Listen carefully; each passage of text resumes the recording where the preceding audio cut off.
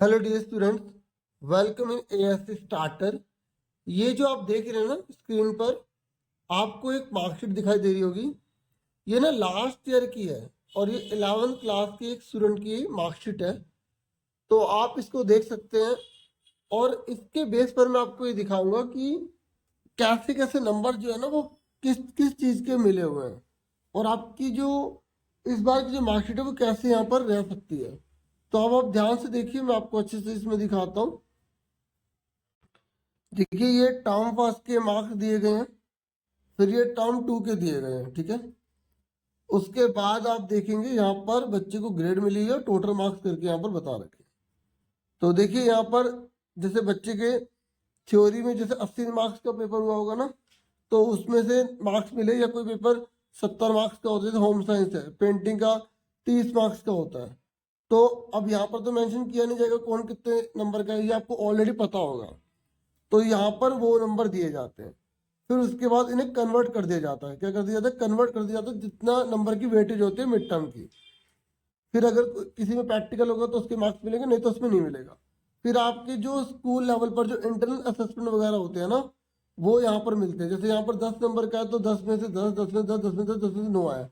अब क्योंकि इसमें ना प्रैक्टिकल वगैरह होते हैं पेंटिंग होम साइंस में, तो इसके इंटर असेसमेंट होते नहीं है। तो यहाँ पे नहीं होते तो या तो खाली जगह डाल देंगे, जीरो डाल देंगे, ठीक है। इसका मतलब ये नहीं कि यहाँ पर बच्चे के जीरो नंबर आए, जीरो नहीं है, क्योंकि इनमें होता ही नहीं internal assessment painting home science, जो प्रैक्टिकल वाले पेपर होते हैं।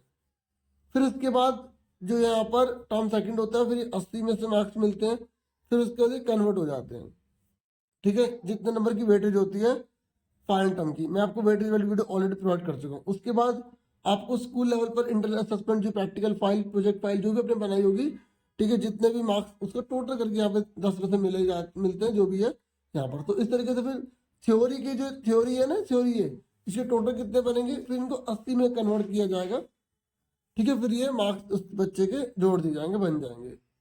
जैसे अब आप ध्यान से देखो, यहाँ पर इस बच्चे के 35 है और यहाँ पर जो है 25 है, तो इन दोनों को ऐड करा तो यहाँ पर कितना है, 80 में 60 हो गए, ठीक है। देखिए, मिड टर्म हो या फाइनल टर्म 80 मार्क्स के होते हैं, लेकिन बाद में कन्वर्ट हो जाते हैं, ठीक है। तो फाइनल टर्म जो है वो 50 में और मिड टर्म जो है वो 30 में कन्वर्ट हो जाएगा। लेकिन ये लास्ट ईयर का, इस साल का मैंने आपको ऑलरेडी वीडियो प्रोवाइड कर दिया, 50 का और ये 30 का, तो टोटल 80 बना, तो उसमें से यहाँ पे नंबर दे दिए गए, ठीक है। इस तरीके से इनको ऐड कर दिया गया, ठीक है। ये आ गया। उसके बाद जैसे अब किसी में प्रैक्टिकल हो गया, किसी में प्रोजेक्ट हो गया, इंटर असेसमेंट हो गया, तो देखो यहाँ पर अलग लिखा है ना, यहाँ पर देखो, यहाँ पर पेंटिंग में 70 लिखा है, देखो, ठीक है। और यहाँ पर जो होम साइंस है यहाँ पे 30 लिखा है, क्योंकि ये वाला 30 का होता है और ये इसका 70 का होता है होम साइंस का, ठीक है।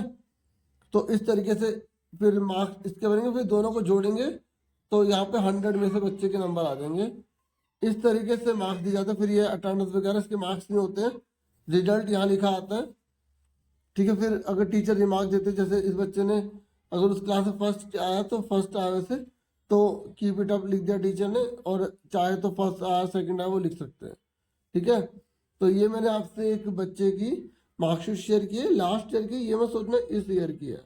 ऐसे 9th क्लास की भी सेम ऐसी पैटर्न होता है, इंटरनल असेसमेंट प्रोजेक्ट वगैरह टोटल ऐसे कर दिया जाता है, और फिर टोटल करके जो मार्क्स वगैरह बनते हैं वो यहाँ पर मेंशन किया जाता है।